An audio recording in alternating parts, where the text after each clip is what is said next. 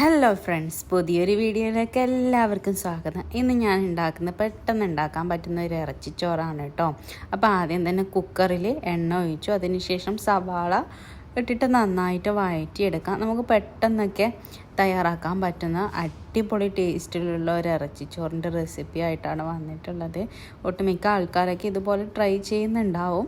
എന്നാലും ട്രൈ ചെയ്യാത്തവരൊന്ന് മസ്റ്റായിട്ടും ട്രൈ ചെയ്ത് നോക്കുക. സവാളിലേക്ക് ആവശ്യത്തിന് ഉപ്പും കൂടി ഇട്ട് കൊടുത്തിട്ട് നന്നായിട്ട് മിക്സ് ചെയ്തെടുത്തു.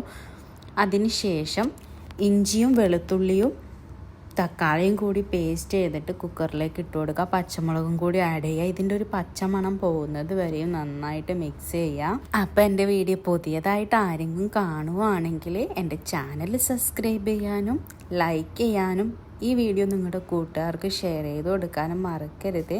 അപ്പോൾ ഇതിൻ്റെ ഒരു പച്ചമണം പോകുന്നത് വരെ നമ്മൾ വഴറ്റിയെടുത്തു. ഞാൻ 2 ഗ്ലാസ് അരിയാണ് എടുത്തിട്ടുള്ള ബസ്മതി റൈസ്. അങ്ങനെ ഇതിൻ്റെ പച്ചമണമൊക്കെ പോയി വരുന്ന സമയത്ത് നമ്മൾ കഴുകി വൃത്തിയാക്കി വെച്ച ഇറച്ചി അതിലേക്ക് ഇട്ട് കൊടുക്കണം. അതിന് മുന്നേ മസാലക്കൂട്ടുകൾ എന്തൊക്കെയാണെന്ന് നോക്കണ്ടേ. ആവശ്യത്തിന് മഞ്ഞൾപ്പൊടിയും ഗരം മസാലയും മല്ലിപ്പൊടിയും ചിക്കൻ മസാലയും ഒരൽപ്പം ഇറച്ചി മസാലയും പിന്നെ ഏലക്ക, കറാമ്പൂ, ജീരകം, കുരുമുളകൊക്കെ ആഡ് ചെയ്യാം.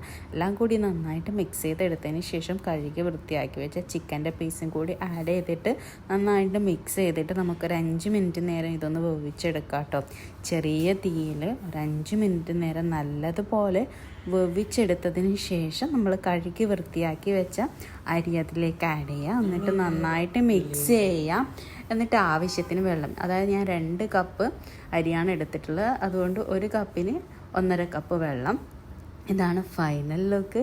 വീഡിയോ ഇഷ്ടമായാൽ ഉറപ്പായിട്ടും നേരത്തെ പറഞ്ഞതുപോലെ എല്ലാവരും ചാനൽ സബ്സ്ക്രൈബ് ചെയ്യുക. നിങ്ങളുടെ അഭിപ്രായം കമൻറ്റ് ബോക്സിൽ അറിയിക്കാം.